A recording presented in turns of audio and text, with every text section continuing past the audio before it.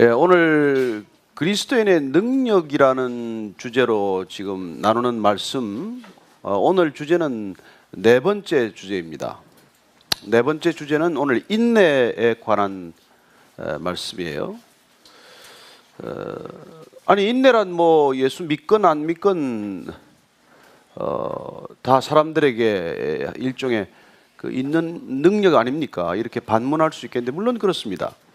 인내라고 하는 것이 신앙을 가졌건 갖지 않았건, 또 뭐 교회를 다니건 안 다니건 누구에게나 어떤 미덕으로 여겨지기 때문이죠. 인내라고 하는 그 미덕에 관한 말씀도 또 여러분들이 잘 알 거예요. 인내에 관해서 우리가 그렇게 얼른 들으면 기억나는 말씀들이 있죠. 혹시 기억나는 거 있습니까? 인내에 관한 격언이라든지 이런 거 있으시죠?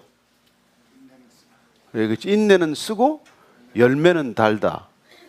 또 조금 구세대들은 이런 거 알 텐데, 참을 인자 세시면 살인을 면한다, 이런 얘기. 젊은 사람 잘 모르겠지만은 옛날 어른들은 그렇게 해서 참을 인자를 3번 쓰면 살인도 견딜 수 있다는 거죠. 그런 충동도 우리가 억제할 수 있다는 것입니다. 그러니까 예수를 믿건 안 믿건 인내란 건 하나의 사회적인 미덕이에요.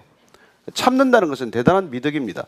오늘날 그 미덕이 사실 없어지고, 그게 우리 사회적인 어떤 그런 관념 속에 하나의 미덕으로 자리 잡지 않기 때문에 이 세상이 굉장히 위태로운 상황으로 치닫고 있어요. 요새는 잘 참지 못합니다. 참는 게 그렇게 또 미덕으로 여겨지지도 않아요. 예전에는 뭐 한번 이렇게 시집을 가더라도 이렇게 뭐 3년씩 참아가지고 한 9년 참는 걸로 돼 있지 않았습니까? 근데 요새는 뭐 그냥 한 3일 참으면 많이 참죠? 그리고 한번 첫 번 붙었을 때 누가 한번 기선을 제압해야 되는 그런 상황들이 되고 말아서, 이 견딘다는 것, 참는다는 것에 대한 이 미덕으로서 여기는 이런 생각들이 많이 사라져 버렸어요. 그러나 우리가 분명히 알아야 될 것은, 그리스도인이 된다는 것, 크리스찬이 된다는 것, 신앙인이 된다는 것, 그건 어느 누구보다도 인내의 능력을 갖게 된다는 것을 기억해야 합니다. 그래서 저는 여러분들이 오늘 이 인내라고 하는 주제를 우리가 따라갈 때, 여러분 안에 믿음이 자라면은, 여러분들이 소위 말하는 크리스찬의 구원을 받고 나면 이 인내가 놀랄 만큼 자란다는 것을 경험하게 될 것입니다. 저도 예수 믿고 나서 달라진 것 중에 하나가 이렇게 오래 참는 거예요. 참는 거. 그래서 이 오래 참는 능력이라고 하는 게 대단히 중요한 신앙의 덕목이고 신앙의 능력입니다. 저는 여러분들이 오래 참는다는 것 아마 기억하시는 분이 있겠지만은, 사도 바울이 이렇게 본인이 이렇게 크리스찬이 되고 나서, 예수님을 만나고 나서 사랑에 관한 얘기를 할 때, 우리가 첫 번째 우리가 사랑의 능력을 이야기할 때, 사랑은 오래 참고로 시작이 돼요. 사랑한다는 것은 인내와 불가분의 관계에 있다는 것입니다. 그리고 마지막 사랑의 15가지 쭉 특성을 얘기해 주고 난 다음에 마지막에 또 인내를 한 번 더 얘기해요. 오래 참고로 시작해서 모든 것을 견디는 것을 사랑이라고 말한다. 그래서 사랑과 인내는 불가분임을 그런 우리에게 가르쳐 주고 있는 것이죠. 오늘 이 사랑에 관한 말씀이 아니고 인내에 관한 말씀이기 때문에, 오늘 인내에 관한 사도 바울의 얘기를 한번 우리가 성경 말씀 가운데 한 절 찾아 읽고, 그리고 그 얘기를 조금 더 계속했으면 합니다. 로마서 말씀을 우리가 띄울 텐데, 로마서 5장 말씀이에요. 1절에서 4절까지 말씀을 저와 여러분들이 같이 한번 읽도록 하겠습니다. 같이 읽을까요? 시작. 그러므로 우리가 믿음으로 의롭다 하심을 받았으니 우리 주 예수 그리스도로 말미암아 하나님과 화평을 누리자. 또한 그로 말미암아 우리가 믿음으로 서 있는 이 은혜에 들어감을 얻었으며 하나님의 영광을 바라고 즐거워하느니라. 다만 이뿐 아니라 우리가 환난 중에도 즐거워하나니 이는 환난을 인내를, 인내는 연단을, 연단은 소망을 이루는 줄 알미로다. 이 인내가 단순히 우리가 그냥 어떤 상황을 견디고 참아내는 것이라면은, 그리스도인의 능력으로서의 인내 능력과는 좀 거리가 있습니다. 세상에서는 자기 목적을 이루기 위해서 끝까지 인내하는 걸 보게 됩니다. 그래서 많은 사람들이 인내하고 또 인내하고 견디고 또 견뎌요. 여러분, 우리가 잘 알다시피 돈 벌기 위해서 얼마나 인내하는지 모릅니다. 돈 좀 벌기 위해서 참고 또 참는 사람들 많습니다. 정말 새벽부터 밤까지 어려움을 견뎌가면서 일하는 사람도 있고요. 아니 뭐 또 권력은 안 그렇습니까? 그래서 대통령 선거가 이제 뭐 열기를 더하겠지만은 대권이라는 게 그게 참 어떤 권력인지 그 권력을 쥐겠다고 정말 수치를 견디기도 하고 말이죠. 오랜 시간 절치부심하는 사람들을 보게 됩니다. 그것도 인내가 힘이 없으면 할 수 없는 일이죠. 아니 뭐 인기는 또 안 그렇습니까? 여러분 잘 아는 뭐 아이돌들이 그냥 탄생합니까? 그 사람들 흘리는 땀을 아세요? 뭐 몇 년씩 정말 5년 7년씩 죽으라고 연습해요. 땀을 하루에 한 바가지씩 흘려요. 아마 태능에 가서 말이죠, 올림픽 메달을 따기 위해서 흘리는 땀에 부족하지 않을 겁니다. 왜 그렇게 땀을 흘려가면서 견디고 또 인내하고 또 인내하는 걸까요? 그만한 가치가 있다고 믿는 탓이죠. 어쨌건 그래서 그들은 인내라는 관문을 그렇게 통과해내는 것입니다. 그러면 우리 그리스도인이 말하는 이 인내 능력이라는 게 그런 자기의 목적, 자기의 어떤 것들을 그걸 원하기 때문에 견디는 것입니까? 우리는 오늘 그리스도인들이 말하는 이 인내 능력은 조금 다르다는 것을 보게 됩니다. 오늘 그 말씀 가운데 보면 말이죠, 우리가 믿음으로 먼저 의롭다 하심을 받았다. 여기서 지금 사도 바울이 출발하고 있습니다. 그런 말이죠. 원래 예수님 믿는다는 사람, 예수는 메시아다, 예수는 그리스도다 하는 사람들 잡으러 다닌 사람입니다. 얼마나 그가 잡으러 열심히 다녔던지 크리스찬 체포 영장을 가지고 이스라엘 예루살렘에서 시리아 다마스커스까지 그 잡으러 가던 사람이에요. 그러다 예수님을 만났습니다. 가던 노중에 길에서 주님을 만났어요. 예수님을 만나고 나서는 꼬꾸라졌습니다. 그리고 그가 알게 된 것은 말이죠, 믿음으로 의롭다 하심을 받는다는 거예요. 그는 그 자신이 스스로 하나님의 율법, 이 성경 말씀, 구약 말씀을 지켜서 의롭다고 하는 것을 얻을 줄로 생각했던 사람이에요. 그래서 그는 그 자신이 스스로 나는 율법을 지키는 데는 누구보다도 못지 않았습니다. 나는 율법을 지키는 문제라면은 나는 가장 의로웠던 사람이라고 자부심을 가졌고, 율법을 지키는 나는 결점이 없었습니다. 흠이 없는 사람입니다. 그런 말을 할 만큼 그는 스스로를 의롭다고 여겼던 사람이에요. 그러나 그 예수님을 만나고 보니까 의로움이란 하나님과의 관계에서 비롯된다는 것을 알았지만, 하나님과의 관계를 얻기 위해서 내가 죽을 만큼 애쓰고 수고해야 의로워지는 것이 아니라 예수님의 덕분으로 우리는 하나님과의 관계가 회복되는 그 가운데서 의로워진다는 것을 그가 깨닫게 된 거예요. 그래서 의로워지는 것은 내 노력이 아니라, 내가 애쓰고 수고해서 되는 것이 아니라 하나님을 아버지라고 부를 수 있도록 허락하신 예수님의 놀라운 중재, 그분의 중보, 그분의 중간에 들어서는 역할을 통해서 일어난다는 것을 알게 된 것이죠. 그래서 그는 지금 믿음으로 의로워졌다. 예수를 믿음으로, 예수를 그리스도라고 인정함으로 생기는 그런 이 자신의 변화를 지금 이렇게 한마디로 압축하고 있는 것이죠. 믿음으로 나는 이제 의로워졌습니다. 그전엔 나는 죽으라고 내가 행위를 통해서 내가 뭔가를 해서 의로워지려고 죽을 만큼 애를 썼지만, 아니요, 그게 아니고 내가 믿음으로서 의로워졌다는 것입니다.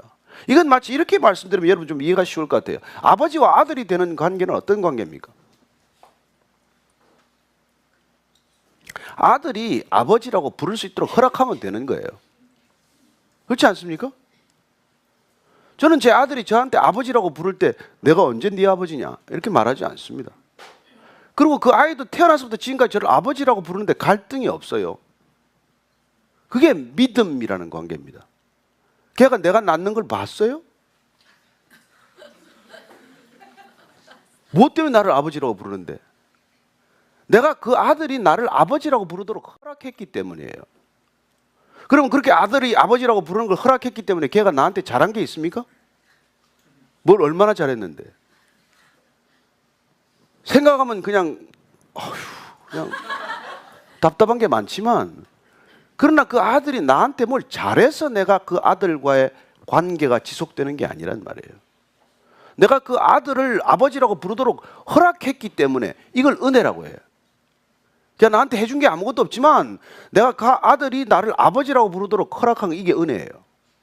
근데 내가 네 아버지다 이렇게 내가 선포했을 때 그 아이가 어렸을 때 나를 한 번도 의심하지 않고 아버지라고 나를 계속 부르는 것, 이게 믿음이라 그래요. 그래서 여러분, 우리가 하나님을 아버지라고 부르게 된 때는 하나님께서 우리를 자녀로 인정하는 것, 받아주시는 것, 이걸 우리가 믿음으로 부르기 시작하는 것, 이게 신앙의 전부예요. 그래서 우리가 그리스도인이 된다는 것은 그냥 하나님을 아버지라고 부르는 거예요. 그 예수님께서 오셔서 그냥 하나님을 아빠라고 불러라. 무슨 호칭을 많이 쓰지 말고 거룩하신 하나님, 살아계신 하나님, 영광스러운 하나님 그렇게 말하지 말고 그냥 아빠라고 불러라. 그렇게 하나님과 우리와의 관계를 아빠와 아이와의 관계로 만들어주신 분이 예수님이에요. 그래서 우리가 믿음으로 의롭게 되었다 이 표현을 쓰고 있는 것이고, 나아가서 예수 그리스도로 말미암아서 하나님과 화평을 누리게 되었다는 거예요. 부자지간이 관계가 계속되고 있다. 이게 화평이에요. 우리가 하나님을 계속해서 아버지라고 부를 수 있고, 아버지 되신 하나님께서 우리를 자녀 삼아 주시는 관계가 지속되는 것, 큰 문제 없이 계속되는 걸, 이걸 화평이라고 말해요. 화평. 그래서 우리가 믿음으로 말미암아서 이 은혜에 들어갔음을 얻었는데, 이런 관계로 가면서 우리가 바라는 건 뭐예요? 오직 바라는 것은 하나님의 영광을 바란다고 되어 있어요. 하나님의 하나님 되심을, 하나님의 아버지 되심을 우리가 기뻐하는 것, 이게 하나님의 영광이 드러나는 방법이에요. 여러분들이 무슨 일을 잘해서 하나님의 영광을 받는 게 아니에요. 하나님의 찬란하심, 그 영화로움이 드러나는 것은 우리가 아버지 되심을, 하나님의 아버지 되심을 기뻐하고, 내가 그 아버지의 아들됨, 자녀됨을 기뻐하는 것, 이게 하나님의 영광이에요. 자, 이런 것을 우리가 알 때 우리는 그냥 하나님 그 당신 자신을 그냥 바랄 뿐이가 기뻐할 뿐이에요. 못난 아들은 계속해서 아버지한테 뭘 요구하겠지만 철이 들기 시작하면은 저분이 내 아버지라는 사실을 기뻐하는 거예요. 네?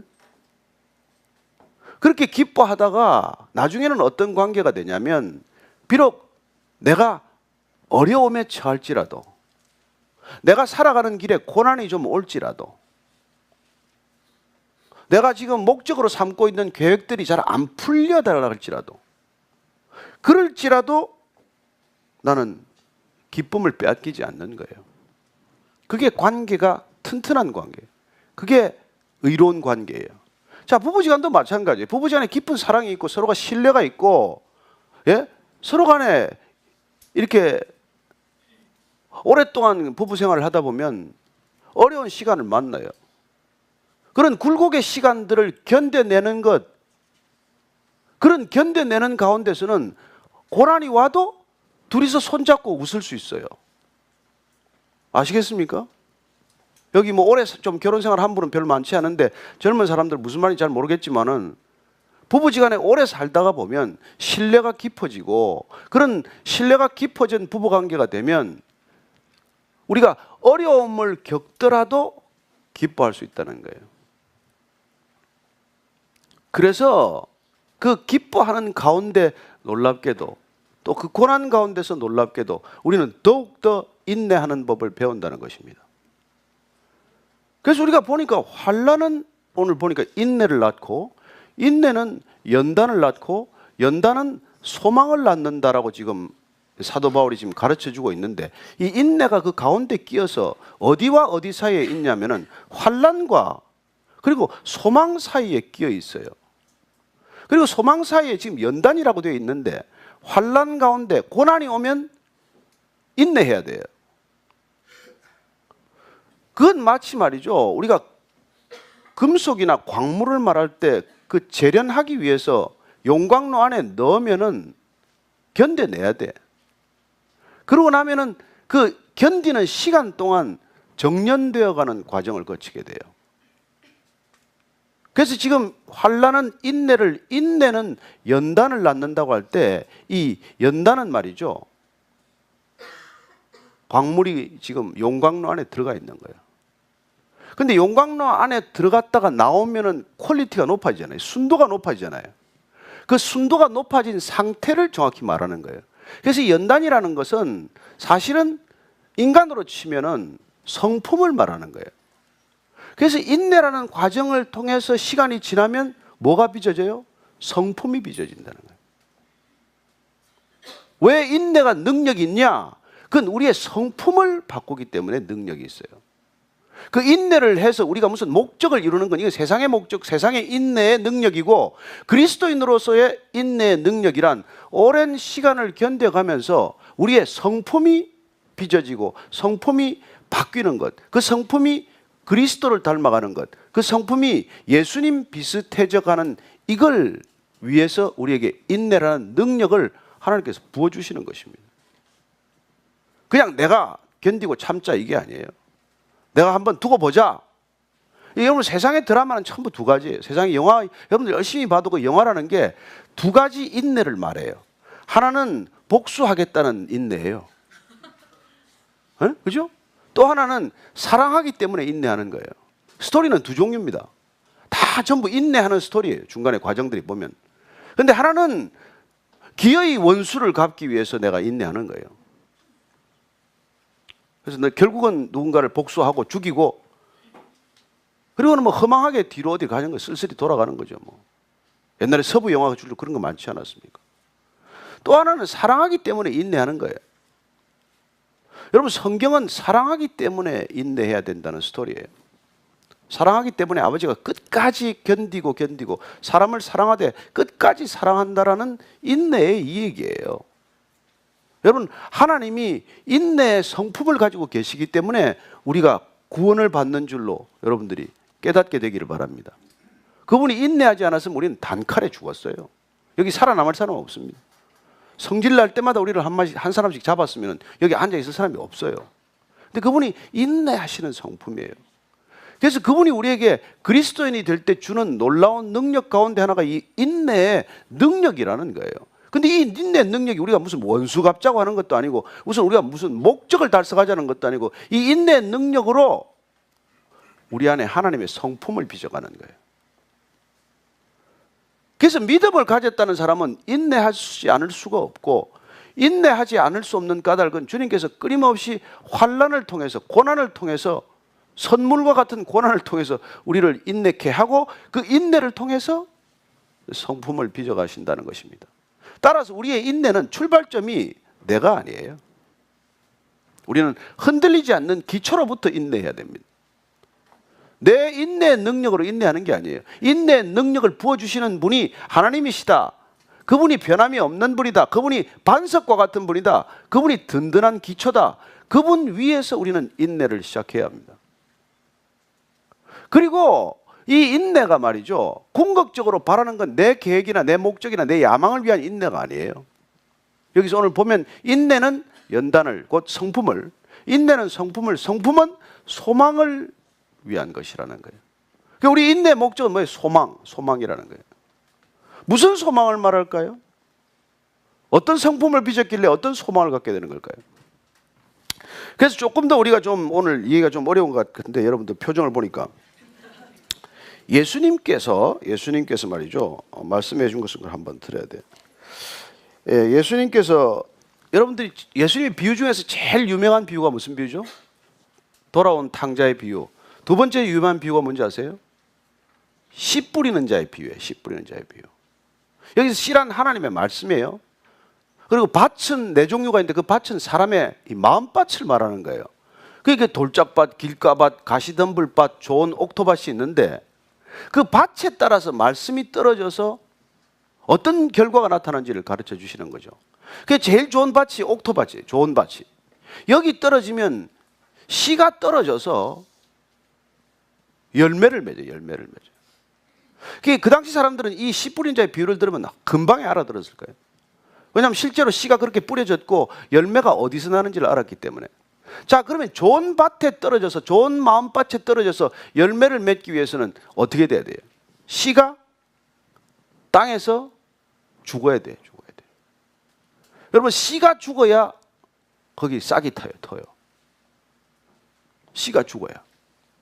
그래서 씨는 지금 죽으면 죽는 과정이 어떻게 돼요? 뿌리부터 내리고, 그리고 싹이 트고, 줄기가 나고, 그리고 잎사귀가 나고, 그리고 점점점 자라서 열매를 맺게 되는 것이죠. 그 열매를 맺는 전 과정을 우리는 인내 과정이라고 말하는 것이죠. 여러분들이 열매 맺는 삶을 살기 위해서는 어떤 능력이 있어야 된다고요? 인내 능력을 가지셔야 돼요. 그렇게 인내하지 않으면 열매가 없는 삶이 돼요. 그런 열매를 맺을 때 그 열매란 뭘 말하느냐인가요? 이 씨가 맺는 열매가. 여러분, 이 씨 뿌리는 자의 비유를 통해서 얻는 열매가 무슨 열매를 말할까요? 좋은 성품이기도 하고 더 중요한 키워드를 주님께서 말씀해 주십니다. 여기 같은 누가복음의 15장을 가면요, 제가 읽어드릴게요. 21장에 가면은 21장 19절 말씀, 이런 말씀이, 잘 들으세요. 너희의 인내로 너희 영혼을 얻으리라. 너희 인내로 너희의 영혼. 여기서 영혼은 단순한 영혼이 아니에요. 영원한 생명을 말해요. 우리가 인내에서 받는 것은, 얻는 것은 돈이나 무슨 권력이나 이런 세상의 인기나 이런 내가 원하는 것들이 아니고, 또 우리가 인내하는 이유나 목적도 내가 무슨 원풀이하고 한풀이 위해서 하는 게 아니라, 우리가 이 인내에서 하나님의 성품을 닮아가는 까닭, 인내에서 우리가 얻는 궁극적인 목적은 영원한 생명이라는 것입니다. 저는 여러분들이 이 인내로 얻게 되는 영원한 생명을 사모하게 되기를 바라요. 나는 그걸 얻고 싶습니다. 자, 그럼 예수 믿으면 단칼에 주어진다는데, 단번에 구원받는다면서요, 믿음으로. 그러나 우리한테 온 그 생명이 풍성한 열매로 자라나는 시간은 인내의 과정을 필요로 하고, 그리고 놀랍게도 그 풍성한 열매가 맺힐 때까지는 우리에게 불가피하게 고난과 환난의 시간이 있다는 것입니다. 여러분 잘 아는 시 중에 그 뭐예요? 그 서정주의 국화 옆에선가 앞에선가? 네? 나 그 여기서 하도 오래돼서 모르겠는데, 하여튼 어쨌든 뭐 간밤에 무슨 뭐 태풍이 불고 무슨 뭐 무서리가 찌고 그러더니 기어이 국화꽃이 하나 피었는데, 그 국화꽃 한 송이를 피우기 위해서도 그렇게 한여름에 태풍이 불고 말이에요, 가을에 찬 그렇게 무서리가 내려야 꽃이 하나 피는 거 아니에요? 그 세대가 아닌가?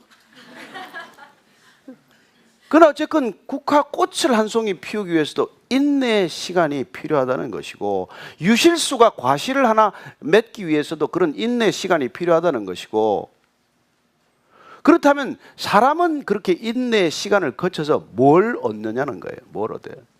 뭘 얻어야 되겠냐고 지금 질문한다면 여러분들 뭐라고 말씀하시겠습니까? 그게 이 주님께서, 예수님께서 가르쳐 주신 이 너희의 영혼을 얻게 된다는 거예요. 그게 오늘날 보면 영혼 없는 삶이 많아요. 영혼 없는 생명이 너무 많아. 표정은 그냥 사람인데 아무 생기가 없어요. 우리 안에 그런 생명이 오면 여러분이 그 생명을 꽃 피울 수 있고, 그 생명을, 영원한 생명의 열매를 얻기 위해서는 인내의 시간이 왜 필요하다는 걸 아시겠습니까? 인내해야 열매를 맺으니까. 그 영생을 여러분들이 풍성하게 누릴 수 있으니까. 저는 제가 이렇게 그 인내심이 많은 사람이 아니에요. 저는 여러분들이 조금만 이해할 수 없는 표정을 지으면 그냥 제가 확 돌아서 나가거나 아니면 그냥 가십시오, 그만하십시다, 이런 사람이에요. 그러나 제가 점점 주님을 닮아가려고 이렇게 애쓰다 보니까 정말 여러분들이 이런 표정을 짓고 앉아도 어쩌겠습니까? 알아들을 때까지 설명하는 거예요. 인내심이 생긴 거예요. 나 때문입니까? 내가 인내해서 내가 얻을 게 뭔데? 그러나 우리가 함께 이 인내 과정, 여정을 같이 가는 이유는 오직 그 영원한 생명, 그 생명을 가져야 우리가 그곳에서 함께 만나서 누릴 수가 있는 곳이 있기 때문에 이 얘기를 하는 거예요. 그래서 오늘 우리가 이 그리스도 안에서 우리가 얻어야 할 능력, 또 우리가 그리스도를 믿을 때 그분께서 우리에게 부어주시는 능력, 그 능력을 우리가 알게 되면 정말 우리는 놀라운 경험을 하게 됩니다. 자, 오늘 바울 얘기를 조금만 더 할게요. 이 사람이 그런 능력을 받고 나서 말이죠, 인내의 능력을 받고 나서 자기의 삶을 이렇게 정리합니다. 고린도서 11장 이하를 읽어드릴 텐데 23절 이하. 내가 수고를 넘치도록 하고 옥에 갇히기도 더 많이 하고 매도 수없이 맞고 여러 번 죽을 뻔하였으니 유대인들에게 40에서 하나 감한매를 5번 맞았으며 3번 태장으로 맞고 1번 돌로 맞고 3번 파선하고 일주일을 깊은 바다에서 지냈으며 여러 번 여행하면서 강의 위험과 강도의 위험과 동족의 위험과 이방인의 위험과 시내의 위험과 광야의 위험과 바다의 위험과 거짓 형제 중에 위험을 당하고 또 수고하며 애쓰고 여러 번 자지 못하고 줄이며 목마르고 여러 번 굶고 춥고 헐벗었노라. 아니 왜 이러고 사는데? 그가 예수님 만나서 잘 된 게 뭐냔 말이에요. 이런 과정을 거치는 것을 인내 과정으로 그가 견뎌낸다고 말한 것입니다. 이걸 인내 없이 어디 견디겠어요? 그가 터키를 비롯한 소아시아와 그리스에서 3번에 걸친 선교 여행을 하면서 이런 고난을 겪게 되는데 나중에 이런 고난이 올 것을 알면서도 인내의 길을 가는 이유는 놀랍게도 그가 새롭게 빚어진 성품 가운데서 소망을 발견했기 때문이에요. 자, 우리 인내의 시작도 확고부동하고 흔들리지 않는 하나님의 사랑에서 기초한 것이지만 우리 인내가 바라보는 것도 내 개인적인 희망이 아니라 내 개인적인 꿈이 아니라 놀랍게도 하나님을 향한 소망이라는 것입니다. 영생을 향한 소망이라는 것입니다. 이 소망은 단순한 꿈이 아니에요. 없어지거나 변질되는 게 아니고 없어지지 않고 변질되지 않는 영원한 것을 바라는 것을 소망이라고 합니다. 저는 여러분들이 이 인내의 궁극적인 골 지점이 소망이라는 것을 기억하십시오. 그래서 우리가 인내할 때 그 소망을 바라보게 하면서 우리는 keep going. 그래, 계속해서 가. 힘들더라도 가. 넘어지더라도 가. 다시 일어서서 가. 계속해서 가라고 이런 응원의 목소리를 듣게 되는 것입니다. 사도 바울이 그 응원의 목소리를 듣지 않았다면 어떻게 이런 지금 읽은 이 고난의 시간을 가겠어요? 그가 바라보는 소망이 없다면 어떻게 이 현실적인 어려움을 이기겠냐는 거예요. 이 현실적인 어려움을 이기는 그의 소망 가운데는 또한 교회라고 하는 그림이 있습니다. 그래서 그는 이렇게 말합니다. 이외에 이런 고사하고 아직도 날마다 내 속에 눌리는 일이 있으니 곧 모든 교회를 위하여 염려하는 것이라. 누가 약하면 내가 약하지 아니하며 누가 실족하게 되면 내가 애타지 아니하더냐. 그는 이 소망이 곧 하나님의 교회임을 한 거예요. 그래서 그가 가는 곳마다 교회가 생겼어요. 그가 고린도에 가면 고린도 교회, 갈라디아 교회, 에베소 교회, 데살로니가 교회, 이런 교회들이 탄생을 한 것이고 그 교회에 보내서 이렇게 애타는 마음으로 인내 과정 속에 보낸 편지들이 우리는 바울 서신서라고 하는 성경의 중요한 부분을 차지하게 되고 그 바울의 편지들은 교회를 향한 그의 애타는 사랑의 고백들이라고 하는 것입니다. 그리고 그 모든 서신서들은 이 성경의 중요한 서신서들은 그의 인내의 산물로 태어난 것들이에요. 그리고 그가 바라보았던 그 소망은 이런 고난을 겪어도 흔들리지 않는 영원한 소망이었기 때문에 그는 이 길을 끝까지 간 거예요. 그리고 마지막에 그는 자기 사랑하는 아들과도 같은 제자에게 이런 편지를 쓰게 됩니다. 디모데라고 하는 자기 사랑하는 제자죠. 나는 선한 싸움을 싸우고 나의 달려갈 길을 마치고 믿음을 지켰으니 이제 후로는 나를 위하여 의의 면류관이 예비되었으므로 주 곧 의로우신 재판장이 그날에 내게 주실 것이며 내게만이 아니라 주의 나타나심을 사모하는 모든 자에게니라. 이렇게 수많은 생명의 위협을 거치면서 그가 달려갈 길을 다 달려가는 까닭은 소망 때문이라는 거예요. 그리고 그 소망을 우리에게 오버랩 시켜주는 그림을 하나 보여줘요. 그게 뭡니까? 면류관이라고 하는 거예요. 면류관. 당시 올림피아드에서 우리가 알다시피 올림픽의 꽃은 마라톤이에요. 마라톤 우승하면 무슨 다른 상품이 옛날에 있거나 하지 않았습니다. 오직 면류관 하나 씌워주는 거예요. 월계수 관 하나 쓰는 겁니다. 그걸 위해서 오랜 시간을 뛰어서 그냥 그 마지막 목적지까지 가는 것이죠. 그는 우리가 나중에 하나님 앞에서 받게 될 상급을 이 면류관에다가 우리가 심볼로 우리에게 보여주고 있는 것이죠. 왜 견딘다고요? 왜 이렇게 죽을 것만 같은 시간들을 참고 견딘다고요? 자살하고 싶은 순간들이나 유혹이 그렇게 많지만 우리가 죽지 않고 달려갈 길을 끝까지 인내하면서 인내의 능력으로 마지막 완주하는 하고자 하는 궁극적인 목적이 뭔데? 영원한 생명을 받은 우리가 가야 할 그곳에서 하나님 아버지께서 우리의 머리에 씌워줄 면류관이 있다는 거예요. 그 면류관을 쓰는 기쁨을 위해서 인내하고 또 인내하고 견디고 또 견디고 끝까지 가는 거예요. 그렇게 가는 동안 우리는 수많은 우리 믿음의 선배들의 응원을 듣게 됩니다. 그래, 잘하고 있어. 잘 가고 있어.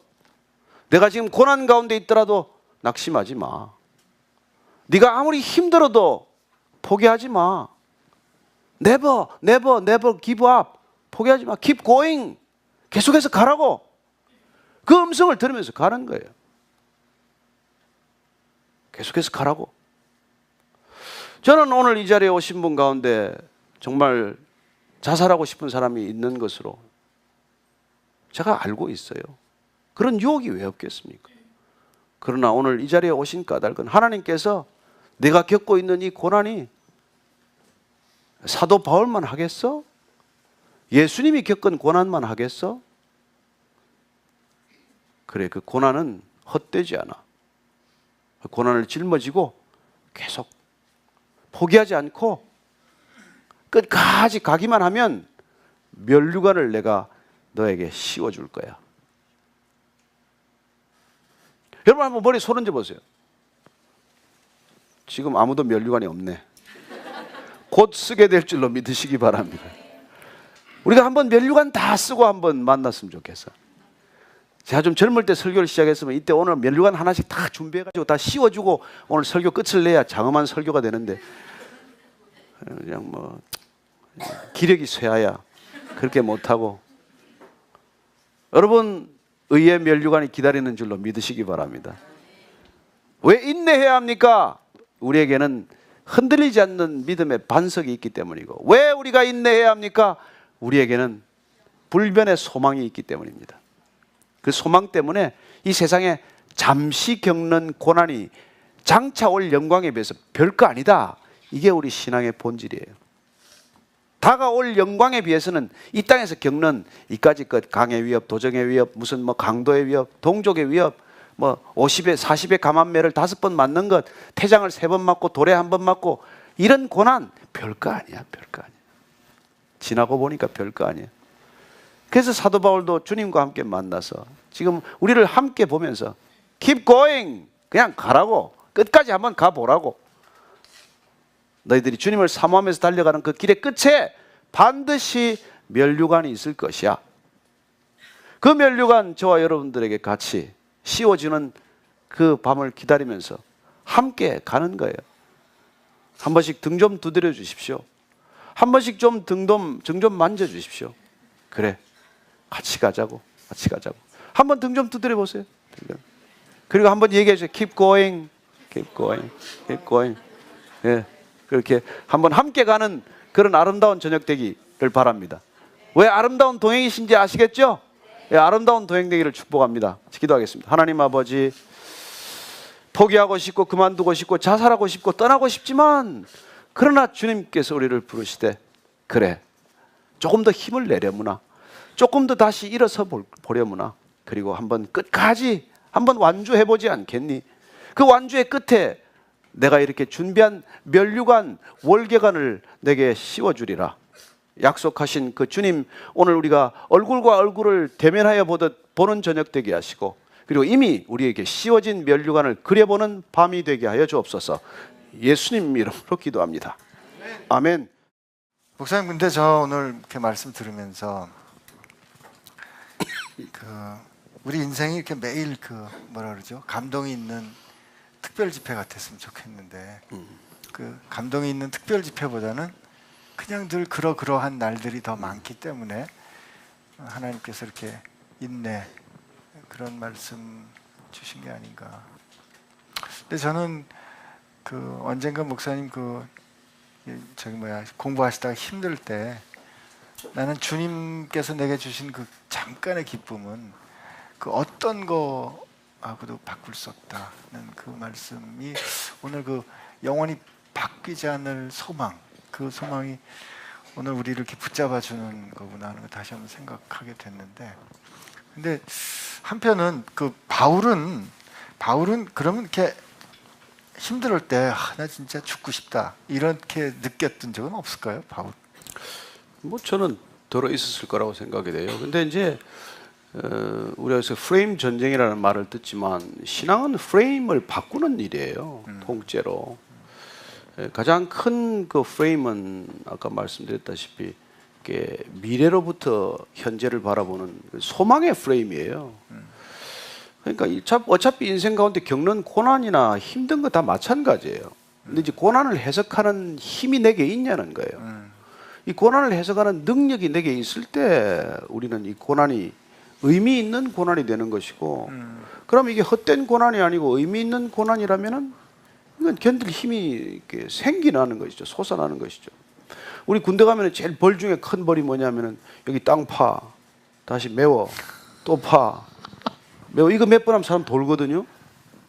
이거 땅을 팠다가 그냥 아무 일 없이 또 메우고 또 파고 또 메우고 하는 그 형벌, 징벌이야말로 마치 우리가 시지프스의 신화처럼 우리를 고통스럽게 하는 그런 일인데, 근데 그런 과정 속에서 살아남은 사람들이 있어요. 그 베트남에 이렇게 잡혀가서 포로로 20몇 년간 있다가 살아나온 사람의 이렇게 증언을 들으면은 그런 의미 없는 엄청난 징벌과 그런 고문과 학대 속에서도 살아있는 한 가지 이유는 내가 풀려나서 바라보게 될 미래 시간에서 현재를 보고 있는 거예요. 자, 견디기만 하면, 여기서 나가기만 하면 나한테는 돌아갈 집이 있다. 만나야 할 가족이 있다. 이제 그런 것들, 그 시간들, 그들을 만나서 이미 그들과 함께 보내는 놀라운 그런 미래 시간에서 현재를 바라보고 해석하기 때문에 인내의 능력이 점점 더 커지는 것이죠. 그래서 인내와 소망은 마치 우리 몸 안에서 일어난 무슨 그 트랜스퓨전과 같은 거예요. 혈액이 이렇게 들어오는 수혈이 있고 이렇듯이 말이죠. 그래서 우리가 견디면 소망이 흘러들고, 이 소망이 다시 우리의 면역력과도 같은 인내력을 부스팅하는 거죠. 이제 내가 의사 앞에서 문자 써서 죄송한데 같이 뭐 우리가 같이 할 말이 없어. 의사하고 같이 계속 있다 보니까 저도 자꾸 의학적으로 사고하는 그런 생각이 같은데. 그래서 목사님들 차라리 우리가 힘들 때는 네. 너 참 힘들지. 그렇지만 너 진짜 가치 있다. 이런 뭐랄까 좀 영웅적인 고난을 겪는다 그러면 차라리 그냥 그렇죠, 겪을 만한데 맞죠. 그냥 아무도 봐주지 않는 진짜 무의미한 그런 것 같은 그 일상의 쳇바퀴 속에 있을 때, 그러면 오늘 우리가 이렇게 기도하면, 하나님 그렇다면 내가 장래 그 영광의 소망으로 오늘 이 일상을 바라보게 해주십시오. 이렇게 기도하는 거는 그렇죠. 지혜로운 기도할 수 있죠. 기도겠네요. 지혜로운 네. 기도죠. 네, 지혜로운 기도죠. 그 저는 또 한 사람 이렇게 얘기를 들었는데, 이 사람이 원래 골프를 너무 좋아해가지고 이렇게 골프 싱글이었대요. 근데 이분이 이제 불가피하게 골프를 칠 수 없는 상황이 됐는데, 근데 이제 이미지 골프라는 걸 매일 친 거예요.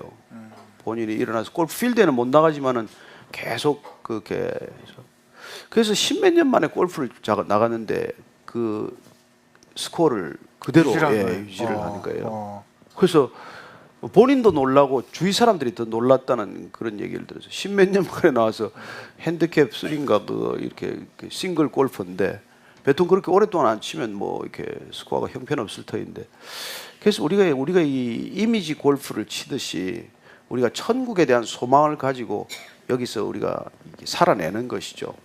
그런 것들이 우리 삶을 쇠퇴하지 않게 하고 새롭게 우리 삶을 이렇게 미래로 끌어가는 힘이 되는 것이죠. 여러분, 우리 가만히 있으면 다 제자리에 있는 법이 없습니다. 점점점 더 하강 곡선을 그리게 돼 있어요. 그냥 그대로 가는 상태는 없습니다. 올라가든지 내려가든지예요. 저는 여러분들이 인생에 힘들더라도 오르막을 걷게 되기를 바랍니다. 가만히 있으면 내리막이에요. 죽을 힘을 다하면 오르막길을 가게 됩니다. 그러나 그렇게 오르막을 갈 수 있는, 끝없이 갈 수 있는 힘은 그런 우리가 미래에서 바라보는 소망이 없이는 불가능하다는 것이죠. 그래서 하나님께서는 인내의 능력을 주시면서 소망을 같이 보여주시는 것이죠. 그게 때로 환상일 수도 있고, 때로는 그게 말씀의 능력일 수도 있고, 놀랍게도 신앙의 동반자들이기도 하고, 그런 분들과 함께 같이 스크럼을 짜고 가는 거죠. 그래서 우리가 예배를 모인다는 건 그런 시간이에요. 그러니까요. 이런 시간에서 내가 지금 잘 가고 있다는 걸 확인하는 시간이에요. 또 이 문 밖을 나가면 현실로 돌아가는 것이죠. 또 어렵고 힘든 시간이 있을 것입니다. 피투성이가 되는 시간이죠. 그럼 또 여기 와서 또 싸매고 상처를 또 이렇게 나물게 하고 바르고 또 붕대 메고 그리고 또 나가는 것이죠. 저는 그런 인생들이 우리에게 인생의 시간이 있다고 하더라도 여러분들은 이 인생을 살아낼 만한 가치가 있다는 걸 이렇게 놓치지 않게 되길 바랍니다. 그 가치가 바로 프레임이에요. 그 프레임에 딱 들어가야 우리가 이렇게 미끄러지지 않아요. 저는 이거 인듀어 한다는 말이 왜 오늘은 나 정말 뭐 찬양할 기분도 안 들고 예배할 기분도 안 들고 그래서 그냥 그러니까 이렇게 이 마음으로 나가는 건 하나님이 기뻐하지 않으실 것 같아가지고 그냥 빠지는 것보다는 그래도 그 상한 심정이지만 하나님 앞에 나올 때 그 버틸 때 그 메마른 날에 하나님께서 이렇게 새롭게 하시는 은혜를 그때 옆에서 누군가 이렇게 붙잡아주는 제가 아는 장로님 한 분이 그 사업을 잘 하시다가 공장에 불이 났어요. 증축을 했는데 그때 불이 난 거예요. 그래서 이제 너무나 그 불난 현장을 보고 있다가 낙심이 되어서 이제 새벽에 밤새 불타는 공장을 다 보고 돌아서 새벽 5시에 예배를 왔는데 그 예배 첫 찬양이 실수가 없으신 하나님이야. 이건 불러지겠어요? 근데 이걸 따라 부르면서 이제 통곡하면서 부르는 거예요. 실수가 없으신 하나님. 실수가 없으신 하나님. 그 부를 수 없는 찬양을 그렇게 그냥 눈물을 흘리면서 불렀는데 3년 후에 2배로 큰 공장을 짓게 되었습니다. 꼭 잘 됐다는 그런 간증이어서가 아니라 우리가 이렇게 찬양할 수 없는 시간 찬양을 하는 것, 인정하고 싶지 않은 하나님이 전능하시기에는 뭐가 전능해요? 이 문제도 하나 해결 못하면서 그런 마음이 우리 마음 가운데 분명히 있지만 그럼에도 불구하고 우리가 입술로 하나님은 전능하십니다. 하나님은 내 문제를 다 아십니다. 지금 내가 모르지만 하나님께서는 더 좋은 그 계획을 갖고 계십니다. 그걸 믿겠습니다. 그렇게 선포할 때 여러분들 놀라운 변화가 있을 줄로 믿으시기 바랍니다. 그게 입술의 권세고 선포의 능력이에요. 여러분 이 세상 된다고 생각해도 안 되는 일이 많은데 뭐가 되겠어? 그러고 살면 아무 일도 안 됩니다. 그래서 주님께서 말부터 바꿔주잖아요. 우리 아들이 고쳐 좀 고쳐주세요. 할 수만 있거든 우리 아들 좀 고쳐주세요. 할 수만 있다면 너 그게 무슨 말이냐? 믿는 자에게 능치 못함이 없다. 그렇게 주님께서 말을 고쳐주니까 제 믿음 없음을 고쳐주십시오. 저는 여러분들의 믿음 없음이 고쳐지기를 바랍니다. 그러면 그 믿음과 인내와 소망은 동일선상에 움직이는 그런 동일한 힘이라는 것을 알게 될 것입니다. 그래도 오늘은 변함없이 질문이 초신자가 믿음이 없는 상태에서 세례를 받아도 될까요? 혹시 세례의 의미가 퇴색되는 것은 아닌지 세례를 이제 받아도 되겠다 하는 때가 있는지요? 그 좀 세례 교육할 때 와서 묻지 지금 여기 얘기하는 제가 세례 교육할 때 이 말 잘해줍니다. 제가 그 우리 대통령 그 외교안보 보좌관을 지내고 외교부 장관을 하고 주중대사를 지내고 우리 김하중 대사님 장모님이 이렇게 풍을 맞아가지고 반신이 이렇게 부적절하게 됐어요. 그래서 저희들이 그때 이제 아프가니스탄 우리 갔다 오지 않았습니까? 우리 안 목사님하고 같이 아프가니스탄을 갔다가 나오는 길에 거기 이제 들러서 북경 대사관 관저에 들러서 그 어머님 세례를 주기로 이렇게 이제 서로 간에 이제 각본을 짠 거예요. 그래서 서울에서 이제 세례기를 가져오고 들어갔는데 세례를 주는데 그 우리 그 김하중 대사님 어머님이 그냥 눈물을 뚝뚝 쏟는 거예요. 그래서 우리는 은혜 받아서 우는 줄 알았어요. 그래서 제가 이제 그 휠체어를 밀고 방에 들어가서 세례 어떠셨어요? 그러니까 방에 들어가자마자 대성통곡을 하면서 말이요. 이게 뭐냐 이거예요. 이게 크리스천들은 이렇게 사느냐 이거예요. 그래서 왜 그러십니까? 내가 세례 안 받겠다는데 말이야. 나를 불러놓고 세례 망신을 주고 말이지. 이게 뭐냐는 거예요. 그래서 그럼 받지 않겠다고 말씀을 하시지 그랬어요. 끝까지 안 받으셔도 되는데 그랬더니 사람을 다 불러놓고 또 안 받기는 어떻게 안 받을 수 있냐는 거예요. 뭐 서울서 불러오고 뭐 여기서 와가지고 아프가니스탄에서 나오고 어떻게 내가 또 안 받느냐는 거예요. 그게 억울하게 세례를 받고는 이제 분통을 터뜨리면서 요새 불교가 어떤 불교인데 불교도 많이 좋아졌는데 그분이 불교 성도에 굉장히 이렇게 뭐 깊이 이제 연로가 되신 분이어서 그래서 이제 뭐 하여튼 불교도 말이지 정말 깊은 그런 게 있는데 이 말이지 크리스천들이 이렇게 사람을 창피를 주고 말이지 이런다고 그래서 이제 그 이제 뭐 고정하시라고 이제 그러고 헤어졌어요. 그리고 제가 이제 우리 어머님도 참 절에 신심이 많으신데 좀 말씀 좀 해주셔서 세례 받은 걸 좀 얘기를 해주시라고 이제 그렇게 얘기를 하고 갔는데 1년 있다가 제가 다시 갔거든요. 할머니가 찬양하는데 손을 들고 찬양하는 거예요. 할머니가 야, 이 무슨 일입니까 할머니가 그랬더니 그 이제 김하중 대사 부인 우리 배영민 권사님이 그 대사관에 있는 이제 이 조선족들 데리고 성경 공부를 하는데 그 옆에 자꾸 이제 집에 뭐 대사관에 있으니까 심심하니까 휠체어 밀고 나와서 계속 들으면서 이렇게 말씀이 들어가기 시작하라는 거예요. 그러면서 은혜를 받기 시작해서 찬양도 배우고 찬양도 따라 부르고 그러면서 이 할머니가 손을 들고 찬양을 하는 거예요. 자, 결론 뭡니까? 억지로 받아도 세례는 효력이 있다 이거예요. 저는 그렇게 믿습니다. 사실 그 자리에 제가 같이 있었거든요. 근데 저는 목사의 아들로서 좀 시험이 들었어요. 왜냐면 저 준비도 안 됐는데 저렇게 세례를 줘도 되나. 근데 그때 하 목사님 뭐라고 정리를 해주셨냐면 어머님 시집 갈 때 우셨죠. 그러니까 할머님이 우셨다는 거죠. 왜냐면 이제 새로 낯선 집안에 가서 어떻게 살까? 이 사람도 어떻게 살까? 살아보니까 어떠셨어요? 그러니까 남편 뭐 사랑하고 좋고 좋은 거. 근데 뭐라고 말씀하시냐면 이제 이 세례를 통해서 예수님하고 결혼한 건데 예수님은 절대 실망 안 시키십니다. 근데 그게 저 확 설득이 되는 거예요. 그리고 목사님 아까 그 말씀하시고 그 뒷얘기는 안 하셨는데 그건 제가 들었거든요. 근데 이제 이렇게 하면서 이제 세례 받았으니까 우리 어머니한테도 좀 얘기해 주이소 그랬더니 할머님이 이렇게 쳐다보시면서 네 지금 불난 집에 부채질 않아?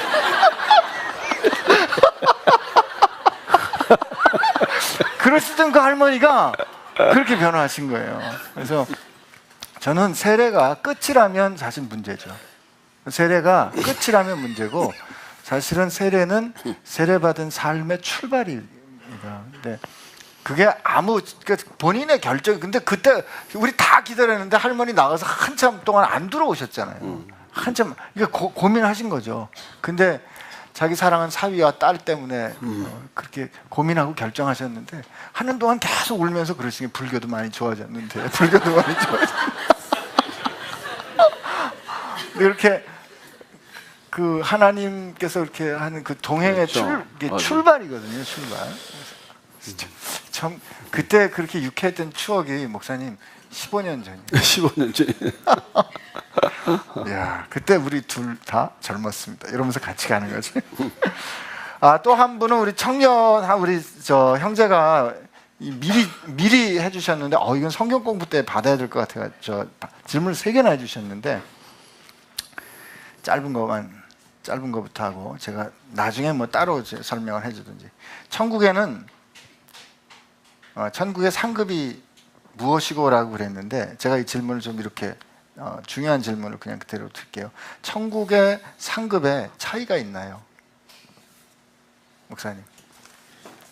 가봐야 알겠는데요. 근데 차이가 무슨 어느 부흥사 무슨 뭐 개털무저 무슨 있다고 저는 믿습니다. 그게 우리가 생각하기에 우리를 어렵게 할 만한 차이는 아니에요. 그렇지만은 그 차이란 딱 하나입니다. 우리가 하나님을 얼마나 사랑하는가의 차이예요. 여러분 사랑하는 사람한테 여러분들 가까이 다가가죠. 이렇게 서먹서먹하면 멀리 떨어져 있습니다. 저는 여러분들이 상급을 많이 받는다는 것은 그분의 가까이 다가가는 여러분의 사랑이라고 믿습니다. 주님을 더 사랑하면 더 가까이 갈 것입니다. 그러나 여러분 뭐 한 게 없으면 가서 쭈삣쭈삣 아마 가까이 못 갈걸요. 눈치 볼걸요. 오긴 왔는데 막차 타긴 탔는데 끝자락은 잡았는데 영 편치 않은 거예요. 저는 거기에 허다한 무리가 있다고 되어 있습니다. 수많은 에스닉 그룹이 있대요. 족속과 백성과 방언이 허다한 무리가 14만 4천, 여러분 그렇게 숫자 제한받지 않습니다. 엄청나게 많은 사람의 숫자가 있습니다. 그 사람들이 다 같이 예배도 드리고 다 같이 하나님과 함께 그렇게 기쁨을 누리고 또 예수님께서 우리에게 너희들이 있을 방 걱정하지 말아라. 내가 그 거처를 마련해 놨다고 말씀하십니다.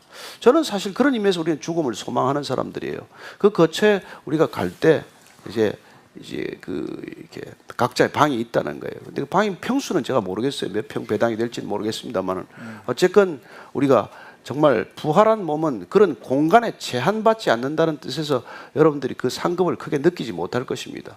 그럼에도 불구하고 그 차이는 분명히 내가 주님을 얼마나 더 사랑했나, 그리고 그분께 얼마나 날마다 내가 가까이서 동행했나, 그것이 상급이 되리라고 저는 믿습니다. 근데 저는 한편은요, 목사님. 그러니까 그왜 하긴 누가복음에 보면 10문화 가진 사람은 10거울, 5문화는 5거울. 근데 천국에서 주님이 목사님께 10문화를 주시고 주님이 제게 5문화를 줬을 때 거기는 더 이상 줄인 것도 없고 목마른 것도 없다 그랬는데 아마 지금은 10거울이 5거울보다 더 크고 더 위대해 보이겠지만 천국에 가서는 주님이 내게 5거울 주신 거면 그걸로 이렇게 만족하지 않을까 하는. 그리고 우리가 상급이라고 하는 게 말이죠. 지금 주어진 것을 우리가 충분히 누리는 게 상급일 수도 있어요. 뭐 그렇지 않습니까? 10달란트를 주셨는데 그 10달란트를 가지고 10달란트를 또 남기는 삶의 과정, 내게 주어진 이 모든 것들을 그야말로 충분히 제가 이걸 이렇게 하나님의 나라를 위해서 헌신하는 것, 이것 자체보다 더 귀한 상급이 없죠.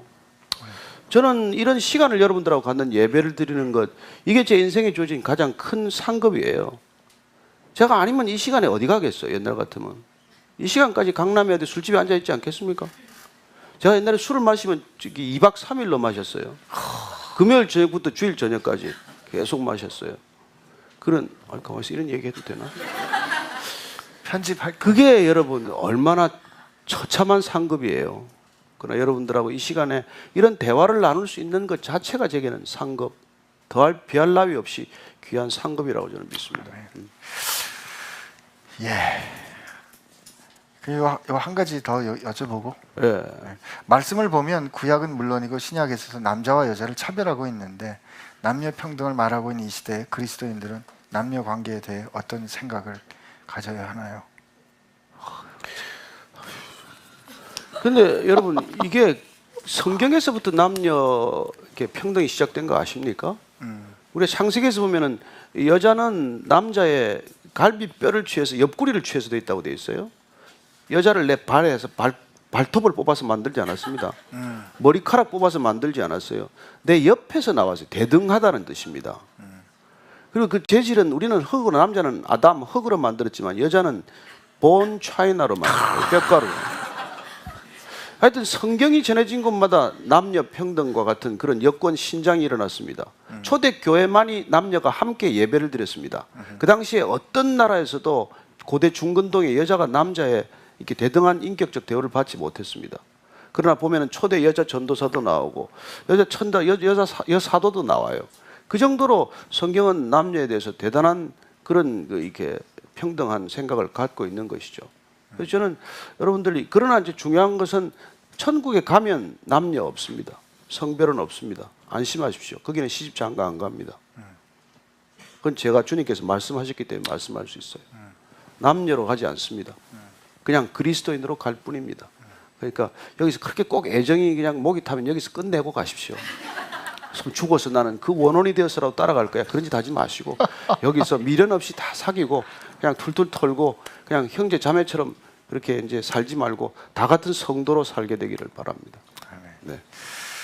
아마 그 목사님 말씀 중에 그러니까 복음이 가는 곳에 그 성경에 기록된 모든 그 역사적인 그 상황을 보면 항상 여성이 이렇게 존중받지 못하는 상황이었는데 복음이 가는 곳마다 여성이 하나님 앞에서 온전한 인격으로 존중받는 역사, 소위 그런 시대를 거슬러가는 변화가 일어났다는 걸 보면 하나님께서 옆구리에 창조하신 그걸 알 수 있을 것 같아요. 무슬림 보십시오. 여권이 어디 있습니까? 힌두교의 여권이 있습니까? 어느 종교의 여권이 있습니까? 오직 정말 예수 안에서만 우리가 동등하다는 생각을 갖고 있는 것이죠. 근데 가끔 교회에서 왜 보면 여자는 교회에서 조용하라 그런 거 가지고 그렇게 목소리 까는 남자 그게 목사님들 계시잖아요. 잘못된 거예요. 그런 교회 나오세요. 하지 마세요. 아니죠. 교회 아니잖아요. 아, 네. 아유, 마지막에 너무 끝날 때 된 것 같은데. 네, 기도하고 마치시죠. 네. 주님 오늘 정말 감사합니다. 우리 인생 살면서 기쁘고 감격스러울 때도 있지만 참 답답하고 힘들고 그냥 끝내고 싶을 때도 많이 있는데 그런 인생 살아가는 우리 잘 아시기 때문에 장차 우리에게 부어질 그 영광, 그 확정된 약속된 그 영광을 바라보면서 오늘 우리의 삶을 차마 예수님 닮아가도록 말씀 들려주시니 감사합니다. 그 말씀에 따라 저희들 견디기로 결심합니다. 우리가 견딜 때 주님의 모습 우리 가운데 빚어지게 될 줄로 믿습니다. 이제는 우리로 하여금 그 영원한 소망을 꿈꿀 수 있도록, 품에 안을 수 있도록 당신의 생명을 주신 우리 주 예수 그리스도의 은혜와 우리로 하여금 하나님의 아들이고 딸 된 것을 증언해 주시고 날마다 말씀해 주시는 아빠 하나님 아버지의 사랑하심과 힘들고 뒤로 물러서고 싶을 때마다 등을 밀어주시고 손잡아 끌어주시며 가자, 계속 가자꾸나 말씀해 주시는 성령님의 격려하심과 힘주심이 인내함으로 성품을 이루고 성품을 통하여 그 영원한 소망을 오늘의 현실로 살기로 결심하는 사랑하는 지체들과 함께 하시기를 주의 이름으로 축원하옵나이다. 아멘.